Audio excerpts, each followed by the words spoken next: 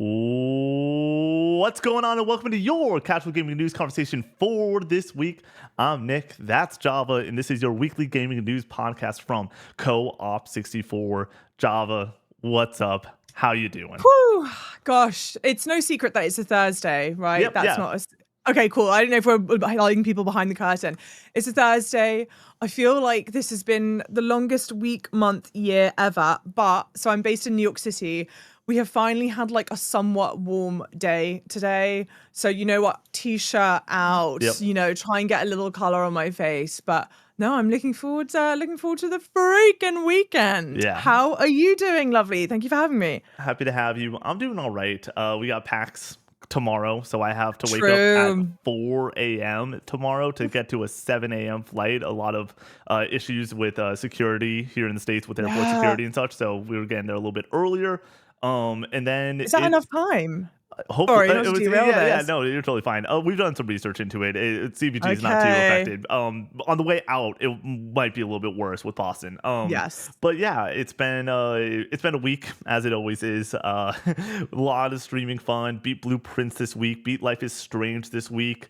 Working my way through Mega Man 2 right now. That's what I was doing right before we hopped onto this call. I cut that stream right around 4 to make sure to respect your time and your audience's time. I believe that you might be streaming tonight, which I will be going and testing a bunch of equipment and having your stream on in the background because sure. I don't know if you saw this. Once again, this podcast, it's time coded, so we can yap it up at the start before we hop into housekeeping in the news. I bought a vlogging camera. It was like $700. Which? It's a DJI Pocket 3. Osmo Pocket 3. I know it. I have it. Heck yeah. Yeah. And so I got it from Amazon. And then I set it up and I'm trying to go and make this whole thing work. And I get to like authenticate it. Like, you know how there's a QR code at the start. That's how you connect it to your phone. I go to authenticate it. Doesn't work. It's like authentication failed. And I'm like, okay. So I go through the rigmarole. I try everything that the internet tells me to do. Surely enough, I get on the phone with DJI themselves. Okay. Wow. Yeah. Oh yeah. Because it just wasn't working. And then surely enough, talk to them for a long spell. It gets to the point where they let me know. They're like, hey, can you read the serial number at the bottom? I'm like, yeah, sure. Read the serial number at the bottom. This was a stolen camera. The thing bricked. The thing bricked. So like, they're like, yeah, we can't help you. And I'm like, they're like, we're not saying that you stole it. I'm like, I know you're not saying that. I bought this from Amazon. Like, and they're like, was it a verified storefront? Or you don't know? I went back to go and check, and so I went and complained to Amazon. They're like, hey, we need to go and get it from like the provider underneath us to go and figure this stuff out. So waiting on email there. But this morning, it was a very busy morning, finishing up a couple work things. And then I drove to Best Buy, picked up another one. It does work, thank the Lord. And then drove back, reacted to the Xbox Developer Direct, which was a great time. If you're looking for impressions about it, it's not going to be the news because it just happened and it wasn't that great. With that being said, it was an all right time. It was whatever. Super Meat Boy 3D got its date for 5 days from now, which I'm gonna go and play on stream and enjoy that painful experience. Do you know about the Super Meat Boy game? So like, or the Super Meat Boy game? Of course, I don't live under a rock. I just don't hate myself enough to play it. Fair enough. I despise myself, so I'm gonna enjoy the hell out of that. So that was cool. But other than that, we didn't want to bring in the news last second on something like this. But yeah, I'm doing all right. Other than that, can't wait for PAX. This is such a weird one where it's like by the time this comes out, it will be Monday, and literally like PAX will not have already happened, but like I'll be back here for my 2 or 3 days and then heading back to Austin, getting ready for the Mario movie Wednesday, all that stuff. We'll talk about the Mario movie on the news and everything. But busy beat. It's a busy time. But genuinely, thank you so much for making time out of your schedule to hop onto this. And let's just hop straight into it. Housekeeping for you. Patreon.com/Cope64. You can get this show 3 days early. You can get the Casual Gaming Conversation 3 days early and a bonus episode of the Casual Gaming Conversation each and every weekday. At the $10 tier, you can write into this podcast, be part of the show. And we will go and pull in about 3 write-ins for the stories for this show. And then also you can write into Casual Gaming Conversation, be part of that show. And then you also get Recollection Retro, Connor's retro collecting show. We will be shooting one in PAX. He's very excited about that. We have the Co-op64 podcast, our conversational podcast, where we each bring topics to the table and yap it up. It's a great time. The last one that we shot was about the Ohio Retro Gaming Convention, which was meet and greet we did. So we want to talk about that before doing another meet and greet. We did Columbus, just the city of Columbus, because Brady was up there and telling me about his weekend. We did fondue versus chocolate fountains, which was a delightful conversation. And we talked about beds. Like, what is our bed setup? What is Java? To be very clear, do you have a headboard? That's the only thing I care about. I do have a headboard. Yes. Okay. I'm not somebody that has the twin bed on the floor in a folding chair with a TV setup. But it's my bedroom right now. It's actually pretty pristine because I cleaned before leaving. Where are you at when it comes to before you travel? Are you doing all your cleaning, getting everything done? Or is that okay, I'm traveling and then I'm going to do all the laundry. Then I'm going to get the dishes done. Then I'm going to go and move on. Yeah. I'm such a spontaneous person. I'm like in many ways very, very type B. I'm for anyone that's interested in star sign stuff, I'm a Sagittarius. We love, we're fiery, you much beat their own drum, you love to travel and whatnot. So I'm like not stressed when I travel, but dude, I leave all that shit. Of course, I do like all my laundry pre-traveling, like anything I need to pack. But then my room is in whatever state it's in, and it's my problem for when I get back. 100%. Yeah, for me, I normally leave the stuff for when I get back, but this time I'm trying to be I'm trying to be smart, because also it's going to be get here, do a load of laundry, and then repack my bags and go again. True. So yeah, this is like the before the storm week, and then the next 2 weeks are just gonna be bananas. And so there'll definitely be a lot of fun there. But yes, so that was what we talked about on the Co-op 64 podcast. And then at the highest tier, you get your name read at the end of each and every podcast we do. And you can write in to potentially be the fourth topic on the Co-op 64 podcast. Torg was a write-in, and also fondue versus chocolate fountains was a write-in because it was just Brady and I. Got it. It was a great time. Twitch streams for you this upcoming week is going to be pretty crazy. We only have 2 streams. Monday, Gears of War, 7 to 10 Eastern, with Connor and myself continuing that playthrough. We'll probably beat it on Monday night. And then Tuesday is me streaming. I believe we've now settled on Super Meat Boy 3D. And it might be a longer stream, so go get excited about that. Wednesday, no streaming. You will be getting the Mario movie review, though, from us. The boys getting out of work. We're checking the first showing possible, and then we are shooting the podcast, and then we're doing the thing. And then Thursday morning, we fly out. It's a very busy time, but it's the best time. And then Thursday, no bonus content there. We have a lot of bonus content. I do want to toss that out there coming up on the Twitch side of things, with me doing the Hot Ones interview with Brady, Connor's marathon stream. We are getting that back on the schedule, and now we can say April 24th, the weekend of April 24th, is the Breath of the Wild subathon that we are doing. Me, Connor, Brady, going to be streaming for Friday, Saturday, Sunday, and potentially Monday if you guys support it. So it's going to be a great time over there when it comes to the bonus streams. Discord, join in the Discord. Over 3,000 members talking about Marathon, Pocopia, Crimson Desert, all the fun stuff you would talk about in the gaming sphere. Be part of the conversation over there. It's a lot of fun and a great community. Merch, coop64store.com. Go get yourself a t-shirt, a hoodie, or a mug. Not this mug, but this mug is it reminds me a lot of the mugs that we have in the quality. Well, Nintendo would get you in trouble, so let's keep Co-op 64 still running. Yes. Okay. No, this is not our mugs. I will say that this last time that I was in New York, it was when I got this mug. I had this in my bag running around. Yeah. And then comment section. Hop in the comment section. If we get something wrong on this episode, we'll set the record straight on the next episode. Without further ado, Java, are you ready to hop in? Oh, let's do it. All right. Headline: Crimson Desert developer apologizes for accidental inclusion of AI art, promises a comprehensive audit. This is Andy Robinson over at VGC. Quote: since the game's release on Friday, players reported finding what they believe to be generative AI art in the form of multiple in-game paintings. In a statement, Pearl Abyss has since confirmed the suspicion, claiming the art was, quote, unintentionally included, end quote, and was originally intended to be replaced during development. Quote, during development, some 2D visual props were created as part of early stage iteration using experimental AI generative tools, end quote, it wrote on social media. Quote, these assets helped us rapidly explore tone and atmosphere in the earlier phases of production.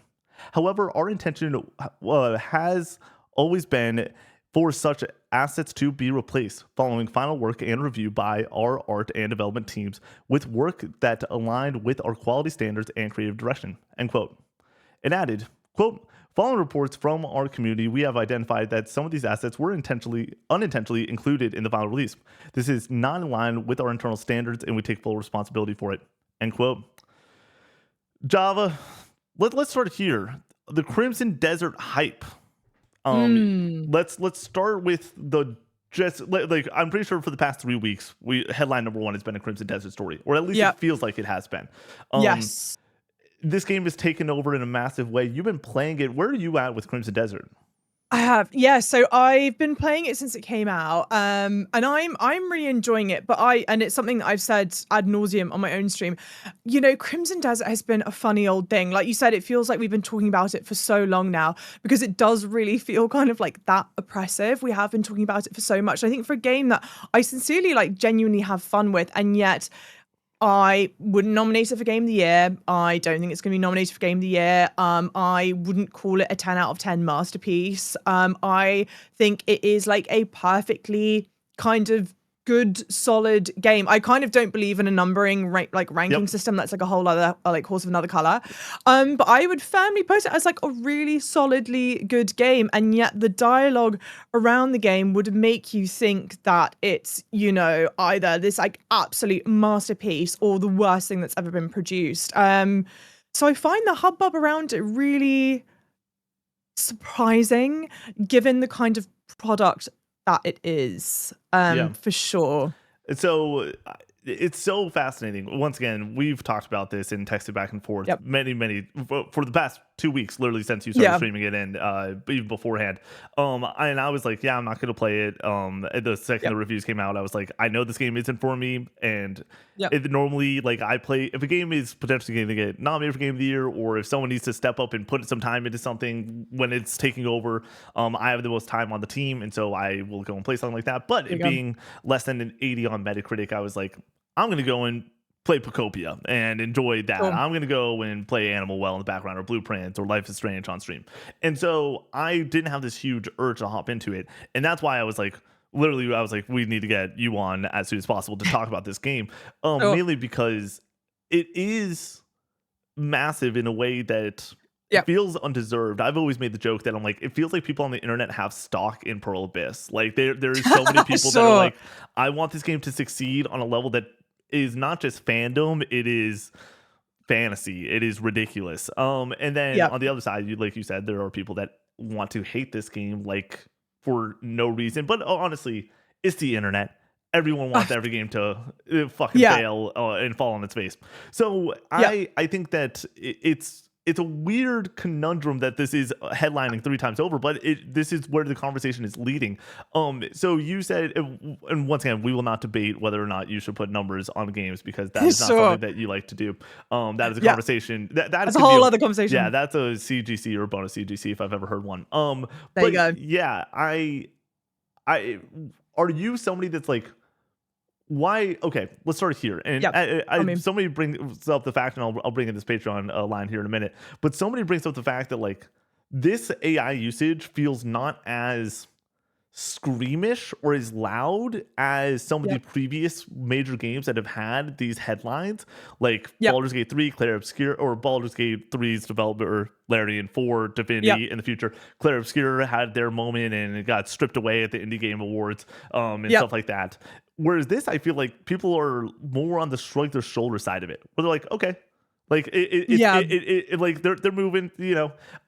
Are you super up in your arms about this? Are you like, we're like, where do I land? Yeah, I don't need the official like PR statement from you being like, hey, this is where I stand with generative AI. But where are you at with this?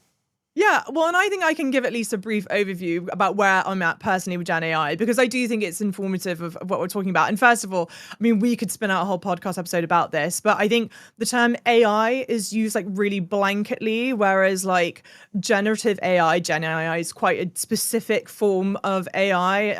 Anyway, putting that out there. So my opinion on Gen AI, I'm opposed to it. I think that art is a fundamentally like human expression, and I don't think it's something that a machine could replicate. I also think a lot of people who are in support of Gen AI sometimes only say this because it was a comment that came up on my stream. They go like, oh, well, I'm not able to produce art, and so I love Gen AI because it helps me produce art. And I kind of go like, well, everyone's capable of producing art. Like we all have it within us. And, you know, there are definitely people who are born with a better talent for doing art, but it's like a skill that you learn. Anyway, so that's like my quick, short, sort of like personal stance on where Gen AI stands. Now let's talk about in the bigger picture and where it sits with Crimson Desert and just in gaming in general. I think that it's a bit nuanced. It's a bit of a nuanced take. And I think nuanced takes on the internet die immediately. I think everything's really black or white, which is why you see people go really firmly into their positions, black or white. And so this is kind of my thought specifically as it pertains to Crimson Desert. I cannot punctuate this enough. Crimson Desert is a huge game. Yeah. Huge, huge, huge. Like the world is massive. You could spend hundreds upon hundreds upon hundreds of hours playing the game. And so I think where some people maybe go like shrug their shoulders a bit is that the art that's been called out, there are a handful of paintings, which funnily enough, at first when the news story hit, I was at a point in the game where like I didn't see the paintings, or like I wasn't in an area with a lot of paintings, and they go, oh my gosh, people have identified these paintings. And I go, oh my goodness, like how are you able, Jesus Christ, how did you spot that amongst everything that's going on? I didn't even spot it. But then you do get to a point in the game, in the main story, because it's an open world game, you could just do so much before you even hit the main story, as I was doing. But you hit a point in the main story where you are in a house, and interestingly enough, within that house, they will replicate pieces of artwork. So it's not like if a house has, 50 paintings, that each 50 paintings are unique. You'll see replications of the paintings within the house, which I thought was kind of an interesting choice. But a lot of the paintings that are brought up are like paintings that are in this house. Anyway, the game is so big, and in perspective of like how big the game is and like it being those painting assets, I go, it's really not that, like proportionally not that much of the game, which is where I can kind of go, okay, like if you're seeing where priorities lie, I could see where you just use the generative AI to fill something in and what have you. I think where this kind of deviates, and I'm sorry, I'm talking a lot, and I'll open it back up to like discuss. Okay, it's kind of a bit twofold. And I think first of all, video games are forms of art, but they're forms of art that need to drive revenue, right? They're not arts for art's sake. It's not Banksy's, they're doing his little graffiti and calling it a day. They need to turn a profit. And because they're art forms that turn a profit, they're also art forms that have a set budget, right? There are only certain studios like Rockstar Games who have almost infinite budget to produce the video games that they make. And I think that that's a real rarity. I think a lot of the other companies that are producing video games have a set budget and they're beholden to turning something over that's profitable. And so if you're from a pure business standpoint, if you go, you know what, we've only got X amount of money to create a video game, do I put the budget towards improving combat system, or do I put the budget towards creating these certain art assets? I could potentially see where people behind the board would make the argument of, oh, let's just slip, the generative AI art in and it's, it'll be fine. So I kind of go, all right, from a business standpoint, I could potentially see where companies who have the intention to use Gen AI art, even though Perlibis says it was not our intention, it was just early iteration, it was supposed to come out, I can kind of see why it's there. Do I love it? No.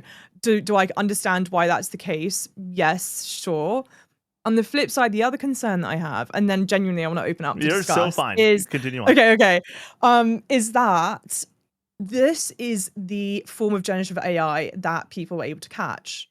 Are there other pieces of generative AI that have been used in the game that people have not been savvy enough to catch, and that you've only just said, we'll do the suite because it was something that was caught up?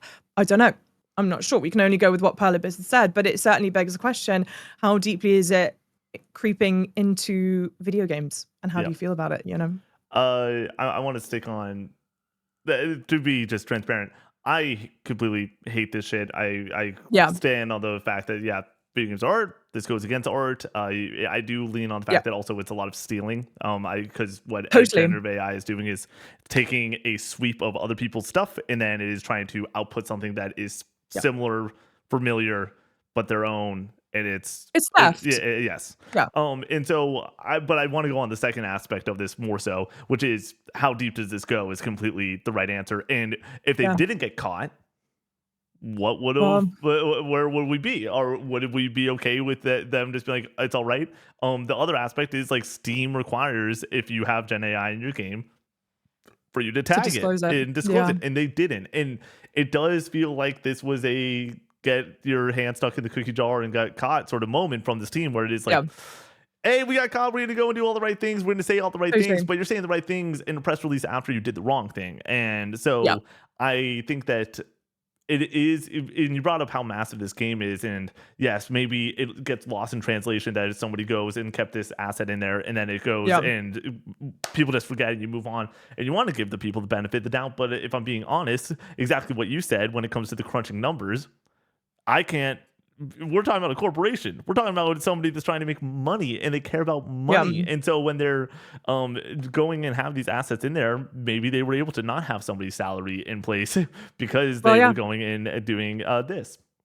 Yeah. It's a damn shame, in my opinion. I do want to bring in Cannon Fodder Games, who writes in over on Patreon, just like you can, over at that $10 tier, who says, I find it absolutely wild that Claire Obscure got the backlash, that Claire Obscure got all this backlash a few months ago, including an award stripped, and Larian had to backtrack a bunch of stuff, but Crimson Desert seems to be skating by on all these AI things. I know it comes off conspiracy, but is more evidence that there is a sect of online gaming communities that consistently mobilize for and against certain games with real consequences, and it's infuriating.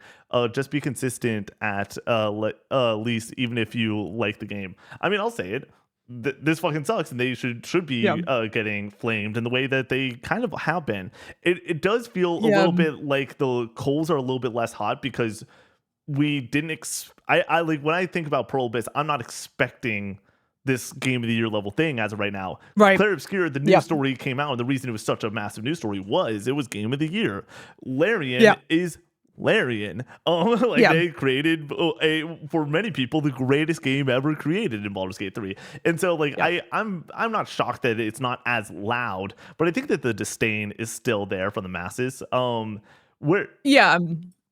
think so. I think also the other interesting thing is because like you said, Larian, Claire Obscure, in a way, almost untouchable. They're such great pieces of art, what have you. Whereas, I almost wonder if because Crimson Desert has been swept up in this whole whirligig of positive and negative sentiment just about the game, period, and about what the game is, if the Gen AI art just kind of it's another thing that's kind of in the whirlwind of what it all is, and it's not what's causing the main headline because people are too busy in the main headline saying, the game's great, the game's trash, it's this, it's that. And so maybe I wonder if that's what it is, and less of it's okay if they do it, but it's not okay if other people do it. I wonder if that's where it is. I completely agree with that point. There's so many headlines, there's so much conversation. Like the Larian headline, it was our headline in number one, I do believe, on the podcast that we had it when that dropped. For us, it was the headline number one because it's Larian, it's this big moment, and it's sort of like it's the big news story in town right now. Whereas right now, literally, I had the conversation beforehand with Connor. I'm like, is this story number one today? Because we've talked a lot of Crimson Desert, and the conversation feels nonstop because it is nonstop. But also, once again, the reason it's headline number one is I genuinely think one, it shouldn't be there, and I'm passionate about this, and I it's not something that keeps me up at night necessarily, but it's another deterrent for me playing this game, and where I put my money and such. But I just am at the point with Gen AI where it is. I'm kind of happy that there is always an outcry. There is a understanding that this is not what a large consumer base wants. There is a large consumer base that doesn't give a shit. I bring it up all the time. I have a very good friend, Brock. He is a very casual gamer. He likes to play Madden. He likes to play Call of Duty. But then also, he will play Ghost of Yotei. He's playing through Claire Obscure right now. He plays a couple of the other big notable story games. And he was texting me 2 days before Crimson Desert comes out. He's like, have you seen this freaking game, dude? This is awesome. I promise you, Brock doesn't know about what's happening with Gen AI in this game. I love you, buddy, but that's just over his head. And there's so many consumers that are in the same case. But if you're listening to this show and you are on the deep news side of gaming, you most likely know about this, and then you're able to form your own opinion. And I also think that the gamers across the board, I genuinely do believe, have spoken, being like, we don't want this. Get it the fuck out. It's not for us, and the chips are gonna lie where they may after that. Sorry, go ahead. I just wanted to bring in another person real quick, but you can either go off this person or go off whatever you're about to say. Brew Talk comes in and says, call me call it prejudice, but I see Crimson Desert in much the same way I look at Stellar Blade. Both appear to be abundantly mid games, courting controversy and attention they don't need. I'm glad, of course, it seems people are having fun with the game, but it does seem like we need to dwell on it collectively. I'll talk about the fact that we are dwelling on this in a major way. I want to talk, Sure. and once again, I'll just to finish out this point.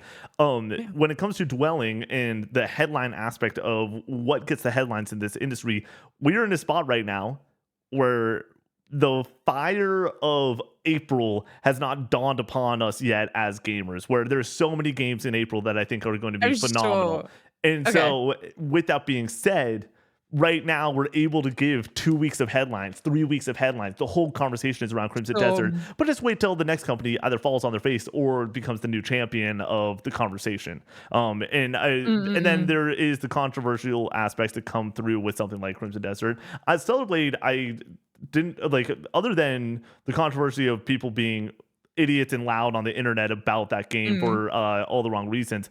I don't think that there was a ton of controversy. I don't know where the exact equation is with Stellar Blade and Crimson Desert in this write-in, but like I do think that there is a level of like difference between those two just in general. But that's where I'm at. Where it's like I think that the only reason Crimson Desert is getting this amount of light is it's the big game right now, and there isn't another big game yet that's come out since then. So we're living in a world where it's Crimson Desert's world. Yeah, totally. So I think that the second commenter at the first was just making a comment. I think because they're both Korean developers. I can't remember how their sentence started out. Yeah, but they're both Perlibis and gosh, I'm forgetting Stellar Blade's developer. But they are both. Yeah, I think that's right. I think that's right. That up. They're both Korean. I assume that's what the commenter was alluding to up at the top. But no, it's interesting. I mean, the games, I would argue that Stellar Blade, well, actually, no, I would argue that Stellar Blade was embroiled in a lot more, dare I say, drama. I think the conversation around Crimson Desert has been really interesting. I don't know if I'd describe it as like drama filled. It's more so like consumer v consumer versus like a consumer v developer. And so like where the hubbub came up with Stellar Blade is obviously in the depiction of Eve. For context, I've played Stellar Blade. Amazing combat. I love it. I love the particular like, look and feel of it, whatever. Story's not anything to write home about. Ironically, the same could be said for Crimson Desert. Story's nothing to write home about. And they're two like completely different games. But you know, once again, I think the concern about the portrayal of Eve, the protagonist, and the gratuity or not, you know, level with the developers, I think that the conversation was warranted. But yeah, it's interesting. I would say it's kind of a bit more drama filled than what's happened with Crimson Desert. I think my concern about Crimson Desert is sort of, I guess, a couple of things. I think one, it's that we cannot seem to live in a happy gray area. I think like a lot of conversations obviously are driven by like the conversations that are happening on the internet. And I think conversations on the internet in general, we're struggling to have conversations and opinions that kind of live in a gray. It has to be either all or nothing, which I think is kind of concern number one. But I think the other concern that I have with Crimson Desert and the use of Gen AI and potentially the response from consumers about it is that it's a bit of a bellwether for where the gaming industry is going, because Gen AI, well, AI in general is not going anywhere. AI is a really blanketed term. We're talking about a specific form of AI called generative AI. That's not going anywhere. Lord up above knows I do not have the time or patience to go into the DLSS 5 of the whole conversation. And spoiler alert, I don't think that's one of the news items we're going to be talking about. It is that was last week. That was last week. We gave it its proper roasting of the way that certain things looked. But yes. Well, and you know, and that's a different form of generative AI. It's all machine learning, and they're ingesting different forms of content to teach machines. And so that's what DLSS 5 is doing. That's obviously what the paintings here in the game have done.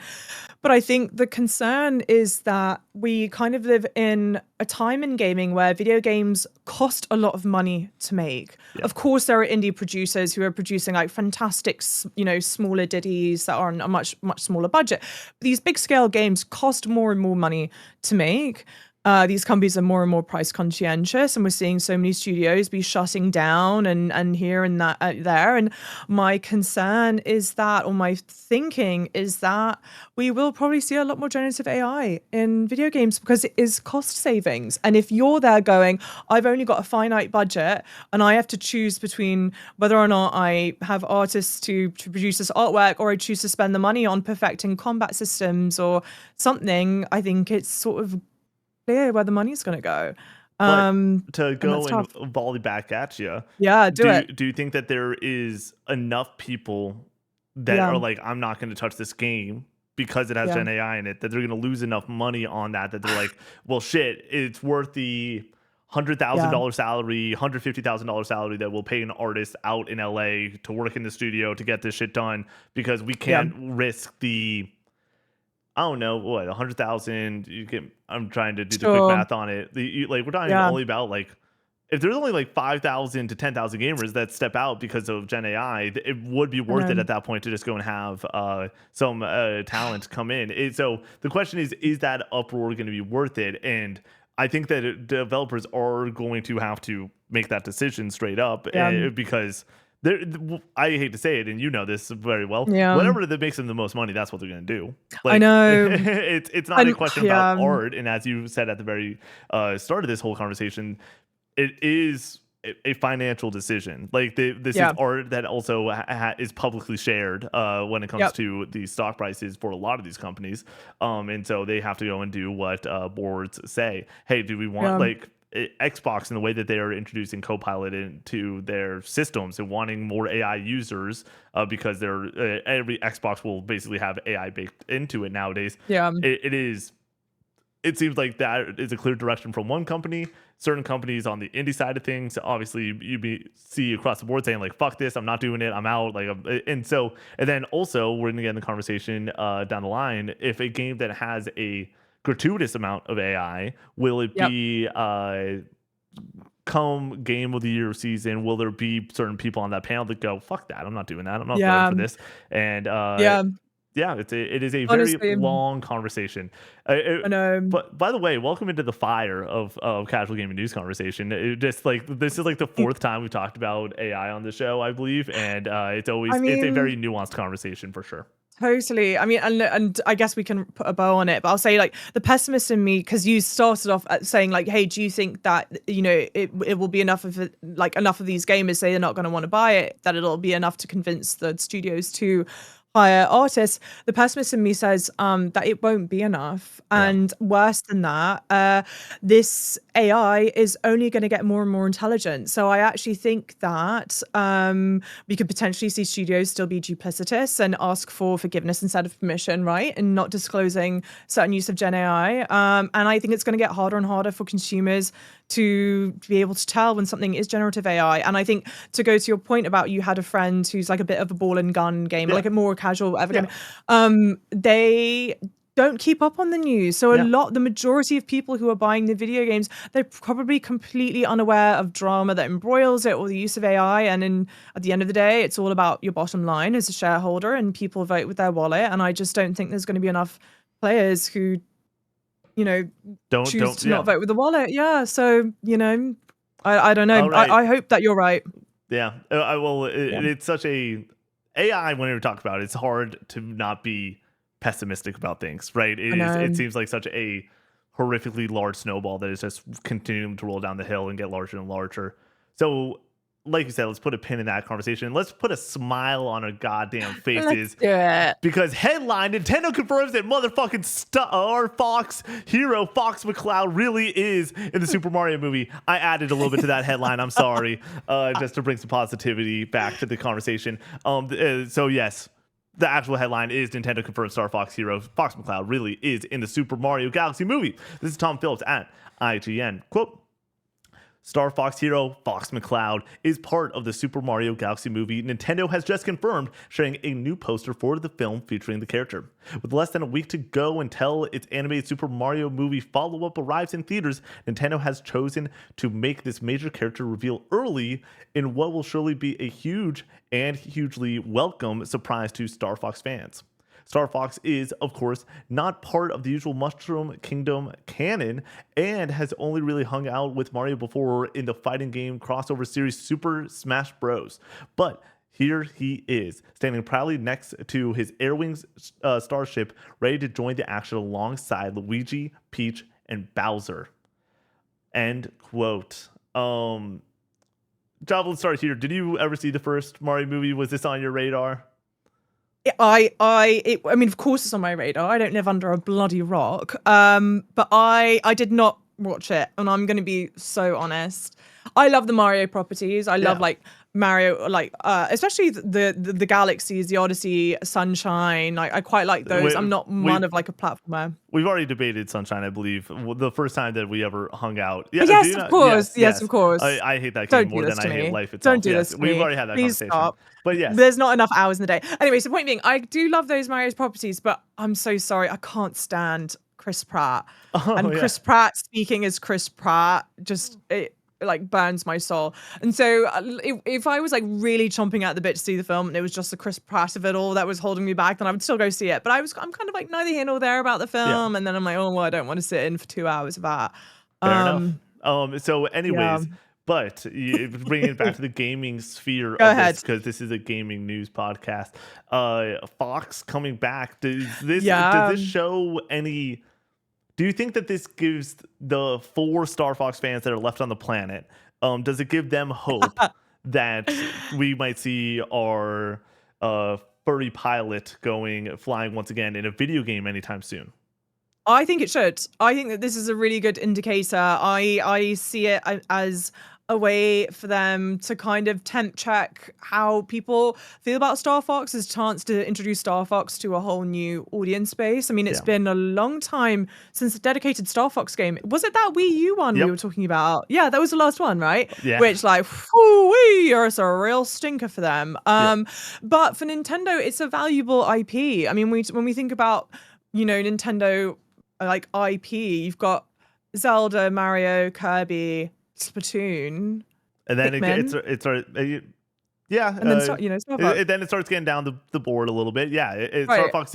Star Fox is one of the little bit of like, he's known, but a little bit of the Island of Misfit Toys at this point because of just the past few games. But I think that you still think about Nintendo. You're not talking through people about Nintendo and not going through at least 10 or 12 names before you get to Fox. So yeah, I think that he's definitely still in terms of like IP, whatever, and Nintendo's sort of selling point and where it's profitable isn't its IP, right? And so I think it makes a lot of sense for them to want to reinvigorate this character. I think a lot of people who played the games back on earlier consoles have really high sentiment about it, but also it's a roster of characters that in theory should be appealing to people. When we think about obviously Mario, Zelda, those are great, they're not going anywhere. Kirby's got its own little pocket, but I kind of feel like Star Fox with the roster of characters and the kind of look and feel should have a bit more of a mass appeal than it does. I love Pikmin to the Moon and Back, but I just don't think it's ever going to be one of those ones that catches on like fire. So I think Nintendo's being smart, kind of making its next move, and this is sort of like a backdoor pilot for whatever it is they want to do with the character. I love that phrasing, especially the temp check phrasing of this. The other aspect is, if you want to introduce somebody to Star Fox outside of we're talking about a movie that's going to do exceedingly well. Oh my God, kids. Totally. It's going to make $1 billion. Adults like my grown ass are going to go to it, and then and then children. And then it's children. It is. Hey, we're genuinely, there are what. I want to get this right. I'm going to say Star Fox, there's no way it came out before 2015.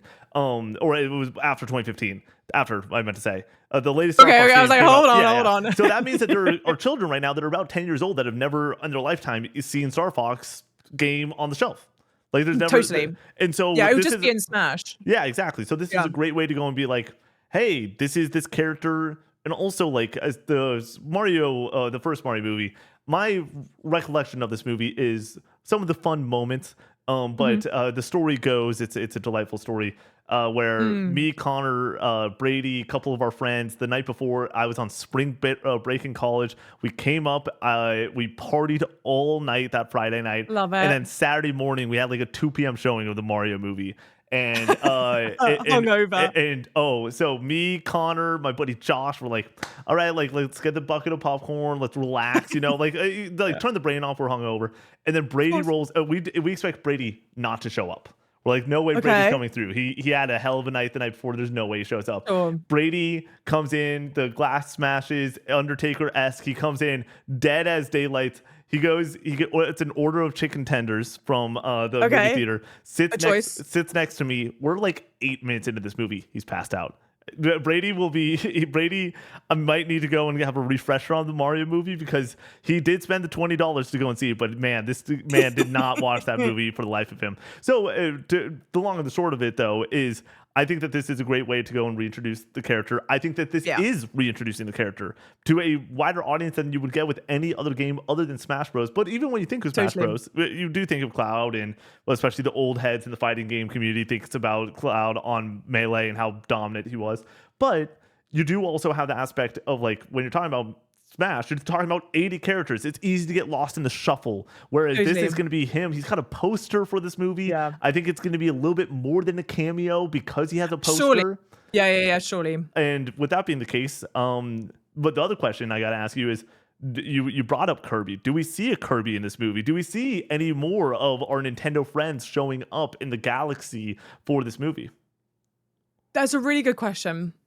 And I kind of now picture like two scenarios. I could have seen a world in which, they keep hush hush the mention of Star Fox, and then within the film there are a couple of like handful of small little cameos, because it also makes sense, right? You're in a galaxy, Star Fox in the galaxy in space, that makes sense. So you do kind of couple others that maybe it makes sense. We're not going to see Zelda up in here or anything, right? We know that. I agree.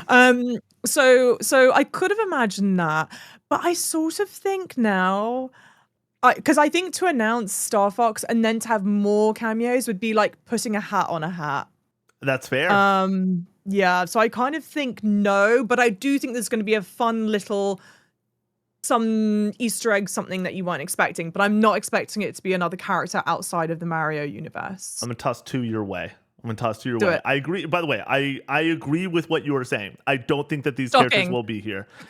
With that being said, Samus. Because space, we're talking about space. I like, if we're gonna bring in this person, might as well potentially background. You just have the ship flying around. Samus. Other one. Kirby flying around on a star.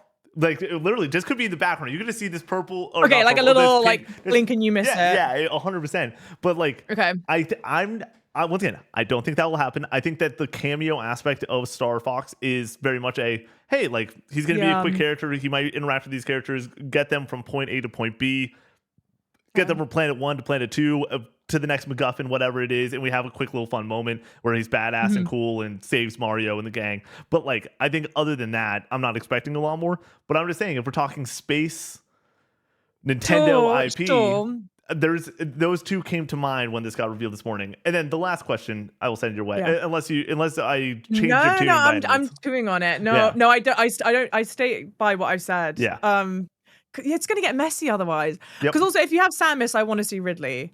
And it's like, well, then how are you doing Samus and Ridley? And they all like aesthetically fit in really different buckets. Because the Star Fox crew do look like they could be part of the Mario universe. They have that same kind of like aesthetic. But Samus and Kirby would feel like proper outliers. Whereas like Star Fox coming in, those like sitcom episodes where they had I show up in your show and you show. Yeah. It kind of feels like an appropriate crossover episode, and I think I for sure think that they are going to come out with more Star Fox games, because like you said, you're introducing it to huge. Anyway, that's my thinking. Yes, but go ahead. What was your next point? My last question on this: are we leading to the Super Smash Bros. Movie? Are we going to eventually, a few years down the line, have a movie title that is Super Smash Bros. And it is tournament of champions? We're doing the whole thing. It is going to be Mario freaking or Luigi flying, kicking Pikachu in the face, like that whole. Do you know what? Actually, no. It's actually just clicked in my brain what I think's happening.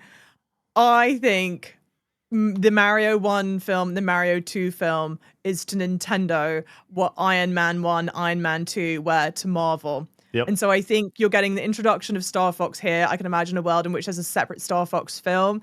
Maybe you do a film with one. I know there's the Zelda live action, but that's Netflix or something or other. No, it is outside. It's different. It's not going to be Illumination editing, but that's it is under Nintendo's movie plan for sure. Yes. Okay, so then I think we are going to have enough like one-offs, and then you will get like your Smash film Avengers. That's like your Avengers. I do think they're going to take a leaf from the Marvel playbook. That's look, timestamp it right now. If it comes to fruition, I want props. I want people to write in the comment section years later going, by golly, she's right.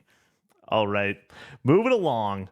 Headline, Xbox's new CEO reportedly wants to make Game Pass more affordable. This is Rebecca Valentine over at IGN. Quote, Xbox's new CEO, Asha Sharma, just got back from the Games Developer Conference in San Francisco earlier this month, where she seemingly made the rounds among both high-level executives and indie developers in an effort to lay out her vision for the brand to come. And reportedly, one component of that may involve making Xbox Game Pass more affordable. This comes from a report by The Information, which spoke to multiple individuals who themselves spoke to Sharma about Game Pass. They claimed that she wants to, quote, make the future consoles and products like Game Pass more enticing to a broader range of consumers, end quote, an effort which may include, quote, revamping pricing models to offer lower price tiers, end quote.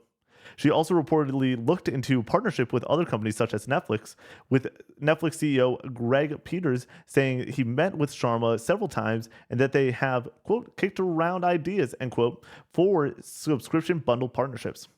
If this discussion turns into action, this would be a welcome move from consumers after several years of price hikes amid a broader, increasingly expensive economic environment.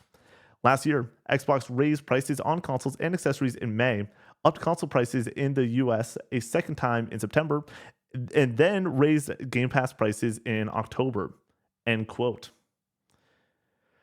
Oh, okay. So this has been a long-running discussion here on this channel, due to the fact that this is a news podcast and Xbox couldn't help but to step on rake after rake after rake at the end of last year. Yeah. Where are you? Let's start here. Are you a Game Pass subscriber? Have you been a Game Pass subscriber in the past? No. So yes, I have. So I used to own an Xbox 360. And so I think I might have been on Games Pass around then, but that would be Xbox Live back in the day there. Sure. And then now it is Game Pass over. For me, Game Pass was how I played games in college, like the subscription model of like, because back then 3 months for $1, and then I'm playing Halo. Wow. Like it was awesome to introduce, and then it was like $10 back then. Now it's $30. I am at the point with Game Pass in this discussion, and the reason it's as far down on the headline list as it is this is such a nothing conversation in my opinion, where it is just like hey, we would like to make the thing that's expensive a little bit cheaper. It feels a lot like a president coming in and being like, we're going to cut gas prices. We're going to make it more affordable living. Like when you're the new CEO, it's really easy to say all the right stuff. It really is. Sure. Like if I'm the new CEO, I'm going to say Xbox is going to get cheaper. Game Pass is going to get cheaper. The games we're going to make are going to be better than ever. Like, sure, it's all going to come in the proof in the pudding. So them having conversations isn't too shocking to me. What is shocking is I didn't expect in the 6 weeks since this new CEO has stepped in for them to be headlining so many things for casual gaming news conversation, where they just keep on talking. I feel like a new CEO would want to step in and be like, I will wait until Forza's out, and then I will go and make my presence known at the Xbox showcase, but I'll just say that'll be hey, the new console's coming next year. It's going to be great. Here's the games we have, but not like say anything about general direction. The fact that we've gotten them talking about something like this it shows a very transparent Xbox, which I like that, but also I think that as we've talked about many times over, the fact that this is a business. Businesses that do really well, they don't speak a lot. They normally just let the product speak for itself. But you've just answered your own question. Businesses that do well do not speak a lot. Xbox not doing well. They're talking because they literally cannot afford to not talk. They have to get people thinking of Xbox and excited about Xbox, because it's kind of funny. I think it's fair to say that we kind of live in a gaming world where you can't imagine there not being Xbox. Of course there's going to be Xbox, Yep. but that's actually not a guarantee. And there have been plenty of, gaming consoles that you think, oh my God, that's never going to go away. And then you kind of goes away and you go, oh my God, what are you doing? And so, yeah, I think Xbox is talking as much as they are because they need to be staying top of mind for people. And frankly, they need a lot of positive sentiment around the brand and the company and to get people excited, because I think, I said I owned an Xbox 360. And I do think there was a period of time where Xbox had greater sentiment, higher favorability, or a bit more like market sharehold for gamers. And I kind of do feel like it was around the time of the 360. Yeah. Whereas like since then, PlayStation's been the dominant powerhouse, and Xbox unfortunately has been taking a, kind of somewhat lost. So, this news article comes out. I hope that it's true. I don't have Games Pass, but I would like for it to be cheaper. It's ridiculous. It's expensive as it is. I hope it's true. And I want Xbox to thrive. I think the gaming industry is obviously best when there are a lot of competitors at play, right? Because then their only interest is in making consumers happy. So then they're forced to make decisions that maybe aren't so profitable for them, but are making consumers happy and swaying consumers over to their product. So yeah, I hope they pull through with it, and that it's true, and that Xbox does well, and that the marketplace continues to have competition. But we'll see. We'll see. Oh goodness. All right. I have a soapbox rant for this next one. It's the only reason we pulled this in, but we'll get there in a second, because first we have to hit it with the headline. PlayStation reportedly shuts down another first-party partner studio. This is Rebecca Valentine over at IGN. Quote, PlayStation has reportedly shut down Dark Outlaw Games, a studio hired by the console maker to make an unknown first-party title, as well as laid off a number of other individuals involved in mobile development. This comes from Bloomberg reporter Jason Schreier, who posted the news on Blue Sky today. Dark Outlaw Games was founded by Jason Blundell at Sony's behest and was only quietly announced by Blundell on a podcast in March of last year after having been rumored the year before. At the time, he said they had been, quote, working away in the shadows for a while, end quote, and noted that it was on a first-party project for Sony, but the studio never officially announced what the project was. Dark Outlaw was staffed with a number of former members of Deviation Games, Blundell's previous venture. Blundell, a veteran of Activision and Treyarch on Call of Duty, founded Deviation Games in June of 2021 with fellow Treyarch veteran Dave Anthony, similarly to work on a first-party Sony project. Blundell left the studio in 2022, layoffs took place in 2023, and in 2024, Deviation similarly shut down before it could announce its project. End quote. The reason that I am going to hop on a soapbox real quick. Let's do it. We love it. Is I have followed so few unsuccessful business people in the gaming space the way that I followed one Jason Blundell. I argued that for a long time, my favorite day ever was when I was 15 years old. And my favorite band of all time just came out with 2 new singles after a hiatus for a very long time. They went away. This is LCD Sound System. They announced a new album and they announced 2 songs. They were going to be playing those songs on Saturday Night Live later that week. It was a big moment for me. So those 2 songs get announced to be coming out that Saturday on that day. So I already had a level of excitement. But then Jason Blundell went on a creator's YouTube channel and he announced Zombies Chronicles, which was the return of many Call of Duty Zombies maps for Black Ops 3, DLC that was long rumored, and then they just did it. The DLC cycle for Call of Duty is normally about 9 months. This was about a year and a half after Black Ops 3 released. It made no sense for there to be this DLC. It got announced in this kid's dorm, basically, from the head of Call of Duty Zombies. It was just on a live stream. It was bananas. So this all happens, and my joy of this was when I turned into the man that I am today, which is someone that just loves hype, that just loves good energy, loves to be part of these news stories. And so ever since then, I've been a fan of Blundell's work. He had Call of Duty Black Ops 3, which I believe is the best zombies ever. And then he left at BO4, and it has just been a shit show since. Got it. Okay. This man, also the person that he went and like the streamer that he went on back in 2016, he was on their stream last night, which this story does not include. Oh shit. Yeah, because also the person that streamed worked with Blundell on both Deviation and this as a community manager sort of deal. And okay. It's so clear that this man still has the creative juice of the best in the biz. He's just talking about like some of the ideas he had back at Treyarch and such, and it's like, holy shit. He brought up the fact that he would have loved an Atlantis-based Call of Duty Zombies map, which I'm like, interesting. I would have been all for that. That sounds like the dream. One of those ideas that we would have loved to see back in 2016 be the case. With that being said, there are certain people that have the creative juice, and I'm excited to see what they do next. And then there's certain people that get tossed in the washer machine of hiring based off of previous credibility and then firing because it's not working out. Jason Blundell, I think, is officially cooked. I think that he will go somewhere else. He just will not be a studio head anymore. And I think that is that. And that is my soapbox rant. I love this man so fucking much. But it's over. I'm really sad watching some of that stream last night, and like just like I wasn't even on socials. Like I was getting a bunch of content from that stream. JC, the person that streamed, I got to meet that man. He was a former Auburn student.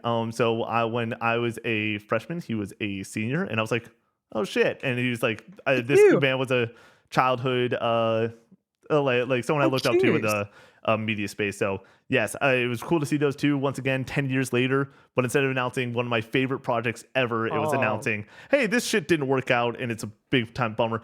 To kick it over to you, because like I said, that was a 5-minute just nonstop wanting to go through the memories before we please, I've been sucking the air out of the room. It was good to have you on the soapbox. With that being said, and no, you've not been, but with that being said, PlayStation is shutting down another first party studio.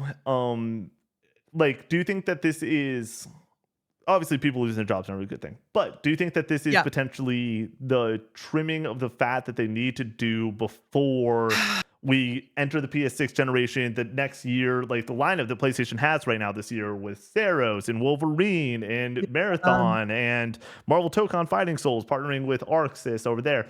Do you think that this is just like we're trying to get onto the future type move, or do you think that this is a more systemic issue within PlayStation? Good question. I don't think it's again, I guess it depends on what you mean by a systemic issue. I don't think it's a systemic issue in the sense of like they go, because I would say for the most part, like PlayStation's picker is really on point. I think that they've had like not every game is game of the year sort of game, but I think every game, at least can come to mind, is like very well received. Even if it doesn't shift a bunch of units, they're games that people really enjoy. So I think PlayStation's kind of a bit on the money.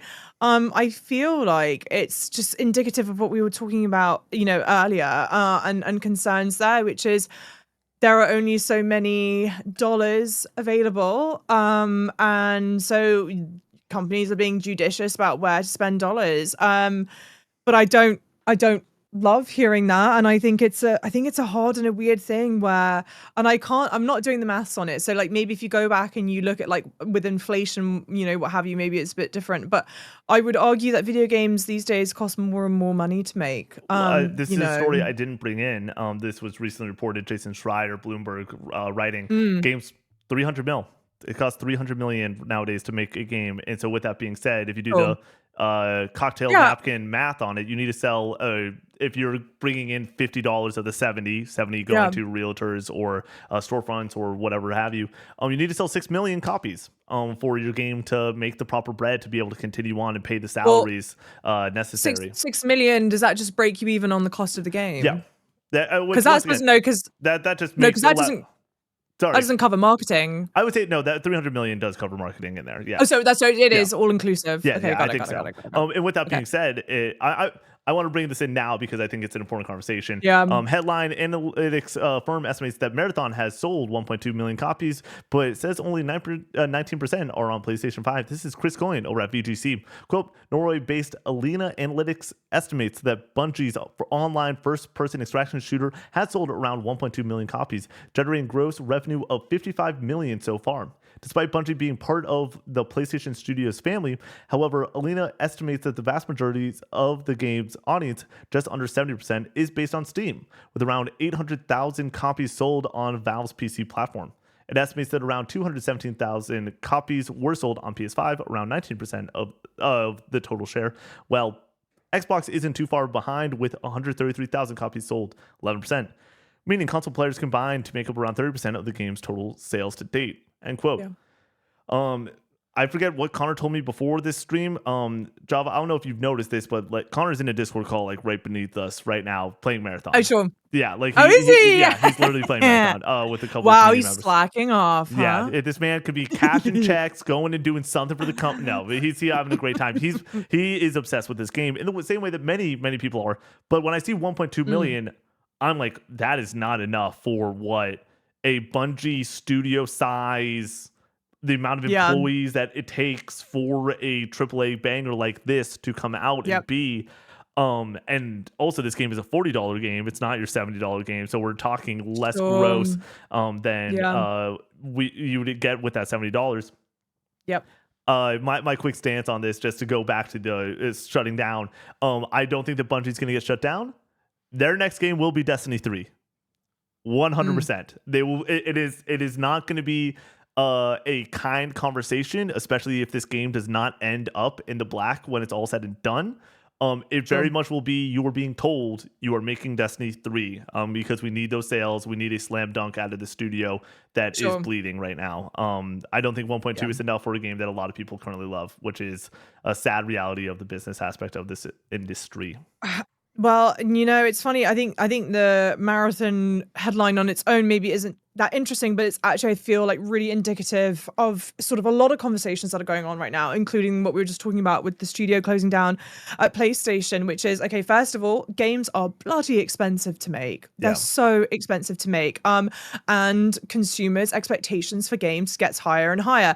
And Lord up above knows, once GTA 6 launches, oh my goodness. I mean, also, to be fair, like, even now, I know this happened for Resident Evil 9. I know this happened for Crimson Desert. I'll be scrolling TikTok and you will still get people that compare graphically those games to like RDR2. Like RDR2, set the benchmark for this kind of stuff. And I think, and this is a whole other conversation, but on the one hand, I find all that stuff kind of deeply unfair. First of all, RDR2 is like a very grounded game, but also, most importantly, Rockstar is probably the only studio out there that has, I almost want to say, like, indefinite amounts of money to spend on products. Yeah, but it's a blank check because the company is wildly profitable. Yeah. GTA 5 and GTA 5 Online has made them so much money that they have the funds to spend on video games. And most game developers are not in that same position, right? They've got finite budgets, so they've got to stick to. So concerns are, one, video games cost a lot of money to make. But two, I also think that console sales are down drastically. I think we've seen a real tipping point into more and more people joining in on computer gaming, which is kind of ironic because of the cost of RAM these days. But I think that computer gaming now is more accessible than it's ever been. Yep. And it's a better experience in general. And like gaming laptops are really great. You can get really affordable desktops and stuff. And we've also got like Steam starting to jump in the fray with their own console. I mean, consoles are just small, PCs that are designed for a singular purpose, right? So they're kind of jumping into the fray with their own console. But I think so, here with this, I think that PlayStation kind of understands their stock, literal and cultural, is sort of dwindling. So they need to sort of batter down the hatches. They need to cut projects that they think are not going to be successful. There's a reason they're not putting their video games on PC anymore. And it's because PlayStation consumers are only valuable to PlayStation if they can keep consumers in their ecosystem, which means playing the games on their consoles, which is a kind of a crazy thing because at first the consoles are not profitable. The profit margin on a console is nominal. So like whenever PlayStation chooses to release a PlayStation 6, which I think we're still far out from, I don't think we're going to see a PlayStation 6 for a while, they're going to bleed on that. for a while, because they're not going to sell it to consumers at a rate that's profitable for them. And where the profit comes in on is you buying the video games for the consoles. Yeah. So yeah. I to jump off of that point, please. I think that a large issue that we're seeing is the budget of these games are ballooning to a size that is that the risk isn't worth it. And so when you talk about, like, I like the idea right now, certain business practices got a little wishy-washy in the past couple of generations. Exclusives, are they consumer friendly? Absolutely not. No one likes the idea of exclusivity. Everyone likes the idea of all their friends being able to hop in on a game and play. Makes sense. With that being said, if you want your studio to stay open, you need people to buy your game in a way that goes and makes you enough profit that you're able to go and keep it rolling. And if you're PlayStation, you need to sort of take this generation upcoming and the rest of this generation to reset the tone, take the next generation to go out and start doing what you did, which was build out your exclusive library, games you can only play on PS5, eventually PS6, and have them be the Game of the Year winners, the mind-blowing experiences that you come to know and expect from PlayStation. Like, this isn't an issue. This conversation isn't an issue for Insomniac making Wolverine. That game's going to sell like hotcakes. It's Marvel. It's PlayStation. It's Insomniac. It's going to sell. God of War, the next God of War, massive, major, it's going to sell the way that it's going to sell because it's not an issue. Like, that is going to sell 10 million copies. They are going to be fine to make whatever next game they want to make over and over again. Those aren't the issues for these studios. The issues are these tighter margins that you're getting in not the AA space, but the AAA space that isn't the 10 studios on the planet that have the green light to go and do whatever the fuck they want because they will make their money back and then some over the top every single time. When it comes to like this story, I think that Marathon is doing not well enough. It needs to do better. And with that being said, Bungie's not going to shut down. It's going to be a Destiny 3 situation at that point. As like a last-ditch effort, I think, probably. To be fair, I don't play Bungie games, so this is your corner, not mine. As somebody that has played 6 or 7 hours of Marathon and didn't love what I played, I think that's good. I think it's good. But right now, what they need is this 1.2 million players. They have a lot of them by the throat where they are all in, like the 3 people that are in the Discord playing right now, where they are played 100 hours in the past 2 weeks. I think that there is they need to find a way to go and extract more money from those players and add the battle pass, do all those things that you don't love to see in the game, but when the game's not successful enough, it needs to go and have business practices where it's going to make more money, because Bungie, that gunplay is still fucking phenomenal. It's still unbelievable. And so I don't want that to go anywhere in the world. Closing out, this is such an interesting one to end on. It really was just a news day of like a lot of solid news across the board. Solid in the sense like often it's bad news, but like this is an interesting one because this could have potentially been the headline number 1 of the day. Headline: Nintendo Switch 2 digital and physical games will soon differ in price. This is Levi Winslow at GameSpot.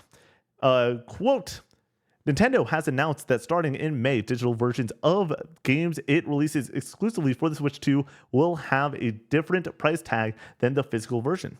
The company shared the news on its official website on March 25th. Beginning with pre-orders for Yoshi and the Mysterious Book, a side-scrolling platformer that launches on May 21st, digital Nintendo Switch 2 games, quote, will have a manufactured suggested retail price that is different from physical versions, end quote. That means that from May onward, any Nintendo game that's exclusive to the Switch 2 will have 2 different prices between digital and physical versions. Quote, Nintendo games offer the same experience whether in packaged or digital formats. And this change simply reflects the different costs associated with producing and distributing each format and offers the players more choice in how they can buy and play Nintendo games, end quote, the company said in the new release. Quote, as always, retail partners set their own prices for physical and digital games, and pricing for each title may vary, end quote. Yoshi and the Mysterious Book is $60 to pre-order on the eShop, while stores like GameStop, Best Buy, and Target either don't have it available for purchase or don't have the pricing on their site. However, if you click the drop-down menu on the eShop store page for Yoshi and the Mysterious Book, you'll see the digital goes for $60 and the physical sells for $70. It's unclear if there will be a $10 difference between the two versions, but you can seemingly expect Nintendo Switch 2 exclusive games to run your wallet at different price points depending on the version you're seeking. End quote. Mm-hmm.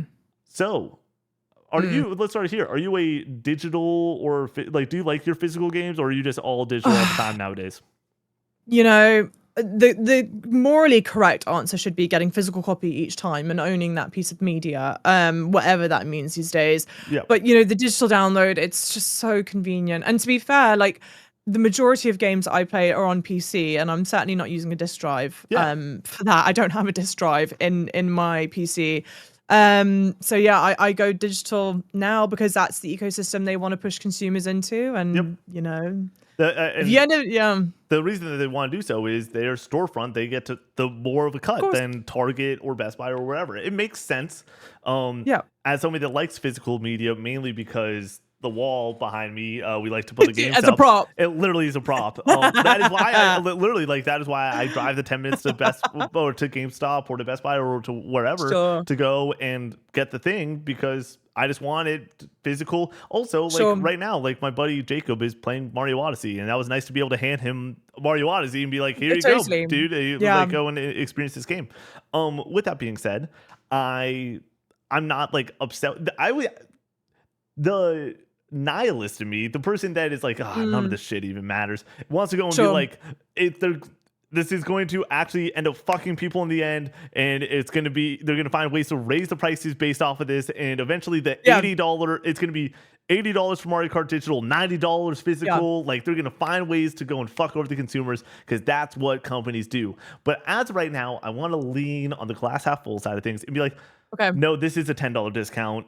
They would charge $70 for this, and digitally it's going to be $60, and that's, I'm going to take it as a positive spin. But I don't. How do you feel about that? I think I love the way that you think, and I want to think like that, because I guess are Nintendo games normally priced at $70? Yeah, every Donkey Kong Bonanza right now, $70 game. Okay. My hope is come June, it is $60 digital. That's my hope. Oh. Okay. I would love for that to be the case, and I'm sincerely wanting that to be the case. But I think this is further proof of how precarious the gaming industry is and how expensive things are. Because you say that to me, and there's part of me that goes, by golly, they're off-putting the cost of what it costs to actually make a physical piece of media onto the consumer, because it's not like a PlayStation game sits on a disc, like a disc that's very accessible to consumers, whereas the Nintendo game sits on a proprietary piece of chip. It's not a chip that's used on anything else except for a Nintendo console, and I assume there's a cost that comes with producing that, and the book, the hard case that it comes in. And so I sort of think it's just like an off-putting the cost to consumer.